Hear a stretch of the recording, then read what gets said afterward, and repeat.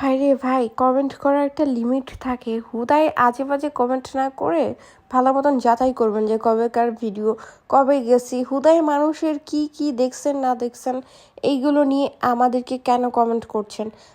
একটা কথাই বলবো, হালাল সম্পর্ক আমাদের। আর এইখানে এসে হুদাই বাজে কমেন্ট করা অফ করবেন। আমরা ভালো মতন আছি আর ভালো মতন থাকতে দেন। মানুষের মতন উল্টাপাল্টা কাজ করে বেড়াচ্ছি না। আমাকে দেখতে ভালো লাগুক না লাগুক সেটা আমার বরের বিষয়, আমার বিষয়, আমার ফ্যামিলির বিষয়। আমি কোন ড্রেস পরবো, সেই ড্রেসে আমাকে ভালো লাগবে কিনা সেটাও আমার বিষয়। হুদাই এসে বলতেছেন যে অন্য মানুষকে দেখে আমরা এখন ওইখানে গেছি, আবল তাবল আগের ভিডিও ছাড়তেছি। আমরা রিসেন্টলি সেন্ট মার্টিন গেছিলাম। আমরা কক্সে যাই নাই, সেন্ট মার্টিন গেছিলাম। আমাদের প্রায় 6-7 দিন আগে গেছিলাম। আমরা আমরা এখন চলে আসছি, ঢাকায় আছি। আর এখন আপনারা যেসব কমেন্ট করছেন অফ করেন, অনেক হয়েছে। ফাউল কথাবার্তা অফ করেন, আমার বরকে নিয়েও আজে বাজে কথাবার্তা এগুলো অফ করেন। যে যেমন আছে সেভাবে থাকতে দেন। মানুষের পিছনে হুদাই কোনো কারণ ছাড়া কমেন্ট করবেন আজে বাজে, এইসব করা ঠিক না। যারে ভালো লাগবে তার ওইখানে যে কমেন্ট করবেন, যারে ভালো লাগবে না তাকে কমেন্ট করে হুদাই এইসব ফাউল কথাবার্তা বলার কি দরকার ভাই। একটা জিনিস দেখলাম যে সব মেয়েরা এসে কমেন্ট করছে, মনে হচ্ছে মেয়েগুলোদের সাথে আমার পার্সোনালি কোনো ঝগড়া হয়েছে। পার্সোনালি আমার বরের সাথে তাদের সম্পর্ক ছিল, যেটা নিয়ে ওরা আমাকে মেনে নিতে পারছে না। এইগুলোই মনে হচ্ছে। আসলে কি তাই আপনারা?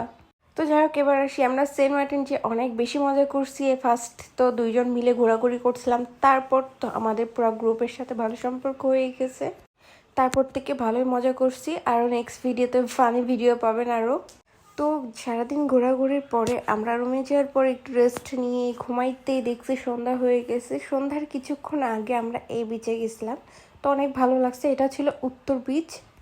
তা আমরা বেশিরভাগ পশ্চিম বিচের ওইদিকে আড্ডা দিচ্ছি, ঘুরছি। এদিকে আসা হয় নাই। এদিকে এসে আমার ভালো লাগে নাই, অনেক ময়লা ছিল আর অপরিষ্কার। আমার জিনিস একদমই পছন্দ না। সেন্ট মার্টিনের সবচেয়ে যেটা বেশি ভালো লাগছে সেটা হচ্ছে পানি। অনেক বেশি জোশ ছিল পানি এখানকার। তো আমরা একটু মজা করে এখানে ভিডিও নিচ্ছিলাম।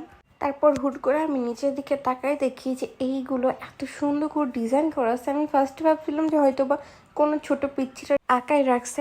তারপর দেখলাম না, আমার ধারণাটা ভুল। পুরা বিচের ধারে এইরকম সুন্দর করে আঁকানো আছে। এত বেশি সুন্দর লাগছে।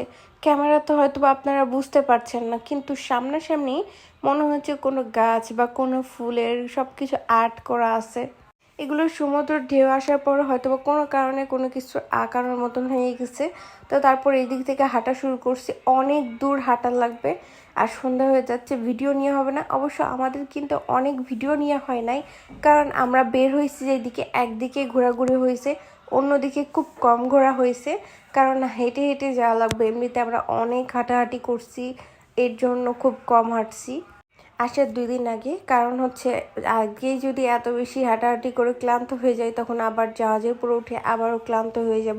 কারণ জাহাজের উপরে ওঠার পর এত বেশি গ্যাঞ্জাম হয়, ওঠা নামা, যে কারণে বিরক্ত হয়ে আর 6.5 ঘন্টা বা 7 ঘন্টার মতন জাহাজে থাকা লাগে।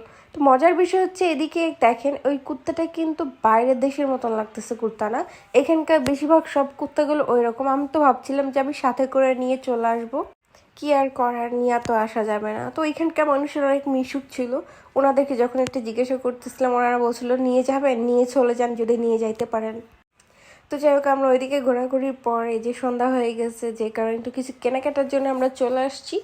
আমরা কিছুই কিনতে পারি নাই, তেমন নিছি, বাট যেগুলো নেওয়ার মতন সেগুলোই নিছি। আর যেগুলো এখন দেখতেছি এগুলোর মধ্যে কিছুই নেই নাই। মজা লাগছে। এগুলো বাইরেও পাওয়া যায়, কিন্তু এখানে যেহেতু কিছুই নেই না, এই জন্য চলে গেছি। তো যাই হোক, এ পর্যন্ত ছিল ভিডিও। সব ভালো থাকবেন। আর আমি যদি কিছু বলে থাকি মাফ করে দিবেন। আল্লাহ হাফেজ।